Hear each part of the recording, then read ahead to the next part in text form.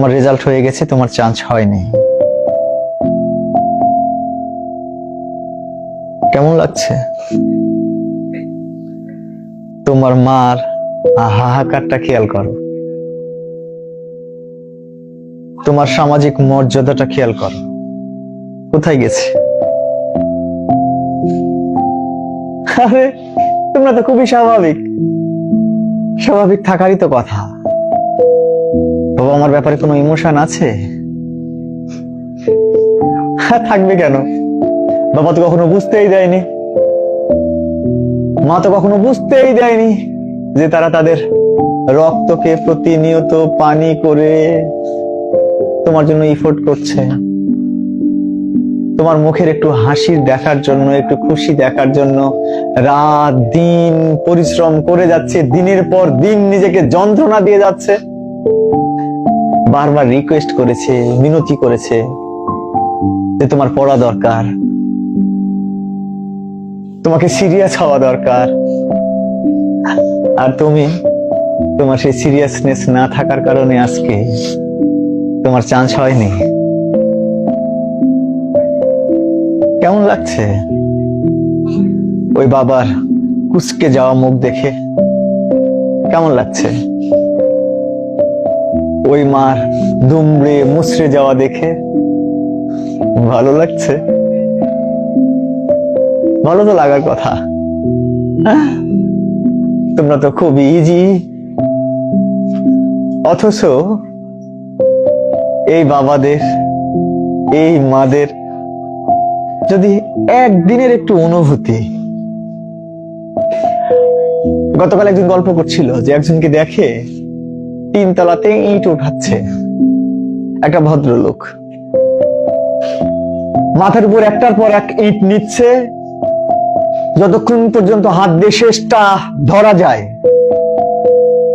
নিয়ে 3 তলাতে ও 1 ঘন্টা যাবত অপেক্ষা করছে এবং দেখছে এই লোকটা কিভাবে কাজ করে।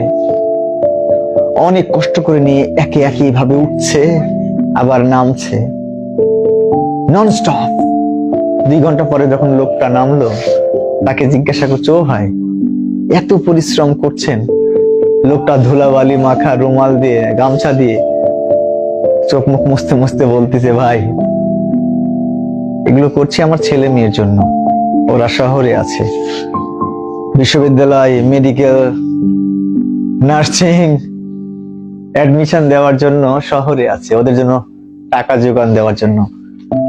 আমার মেয়ে যখন আমাকে বলে যে বাবা আমি খুব সিরিয়াসলি পড়ছি, তখন না আমার এই কষ্টের কাছে তাদের যে অনুভূতি, এই অনুভূতির কারণে আমার এই কষ্টগুলো অত্যন্ত নগণ্য হয়ে যায়, তুচ্ছ হয়ে যায়। আর তুমি কি করছো? সারাদিন ওরকম পরিশ্রম করবার পর তোমার বাবা 800 থেকে 1000 টাকা পাচ্ছে, আর তোমার মা, আমি আগে বুঝতাম না জানো, আগে জানতাম না, এখন বুঝি। আমার সন্তানটা যখন অসুস্থ হলো, তখন আমি প্রার্থনা করি, ডাক্তারকে দেখাই, ওষুধ খাওয়াই, আর প্রার্থনা করি, আল্লাহ আমার ছেলে তো ছোট ছেলে, তুমি ওকে সুস্থ করে দাও, তুমি ওকে সুস্থ করে দাও। বারবার প্রার্থনা করবার পরেও আমার ছেলে সুস্থ যখন না হয়, তখন প্রার্থনা করি হাত তুলে যে আল্লাহ তুমি আমাকে অসুস্থ বানাও, কিন্তু আমার সন্তানকে সুস্থ করো। বিশ্বাস করো, প্রত্যেকটা বাবা মা সেম।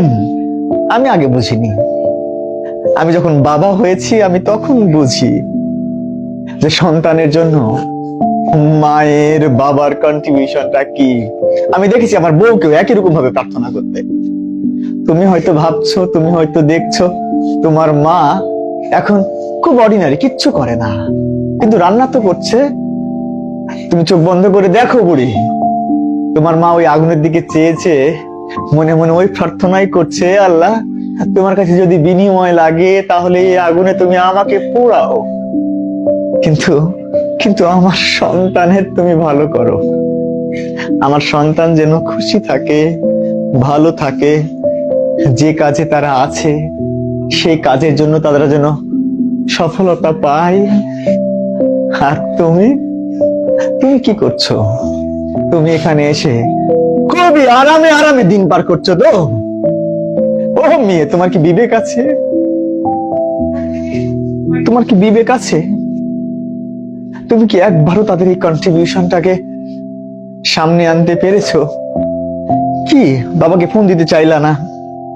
বাবার হার্ট অ্যাটাক করবে, ওই অনুভূতি তো আছে যে তোমার নিউজ, খারাপ নিউজ পেলে বাবা হার্ট অ্যাটাক করতে পারে। তাহলে কতটা যন্ত্রণা পেলে একটা মানুষ কলাপস করতে পারে, এই অনুভূতি আছে। কিন্তু নিজেকে সিরিয়াস করা যায় না যে 100% আমি আমাকে সম্পৃক্ত রাখলাম, এখন থেকে কোনোভাবেই এলোমেলো ভাবে সময় নষ্ট করব না। আমি নিজে বিশ্বাস করি, খুব করে বিশ্বাস করি, এখানে সবচেয়ে ভালো শিক্ষক দিলেও সব পেপারস গুলো একদম হুবহু করছি এখান থেকে হবে কোশ্চেন গুলো, এই ব্যাপারগুলো ইনশিওর করলেও তুমি মেয়ে, তুমি যদি সিরিয়াস না হও তাহলে তোমার পক্ষে চান্স পাওয়া সম্ভব না। আরে এই পেপারস তো বাইবেল না, কোরআন না যে সব এখান থেকে সবকিছু হবে। তার মানে আরো অনেক কিছু জানতে হবে, পড়তে হবে। তুমি যদি সিরিয়াস না হও তাহলে পড়াশোনা কিভাবে হবে, কিভাবে সম্ভব? তুমি এখান থেকে বাসায় ফিরছো, বাসায় ফিরবার পরে দেখো রুমমেটরা সবাই মিলে মুভি দেখছে, তোমাকে আহ্বান করলো তুমি আসো মুভি দেখো। আরে তুমি তো সিরিয়াস না, তাই তুমি ওদের সাথে জয়েন করবা। আর যদি সিরিয়াস হতা তাহলে সুন্দর করে ইগনোর করে তুমি বারান্দায় গিয়ে পড়তে বসতে। বারান্দাতেও তারা ডিস্টার্ব করছে আর তুমি সিরিয়াস, তুমি মনে মনে ভাবছো আমি ছাদে গিয়ে পড়বো। ছাদেতেও মশা কিংবা ইনসাফিসিয়েন্ট লাইট, তোমার মনে হবে আমি বাথরুমে গিয়ে পড়বো, কারণ তুমি তো সিরিয়াস। এই সিরিয়াসনেসটা কি আছে নিজের মধ্যে? যদি না থেকে থাকে তাহলে মনে রেখো তোমার পক্ষে কোনো অ্যাঙ্গেলে কোনোভাবেই তো চান্স পাওয়া সম্ভব না। অথচ কি মনে করো খুব ডিফিকাল্ট? তোমাদেরই মেয়ে, আমাদের এই কোচিং এরই মেয়ে গত বছর বঙ্গবন্ধুতে 97 পেয়ে ফার্স্ট হয়েছে।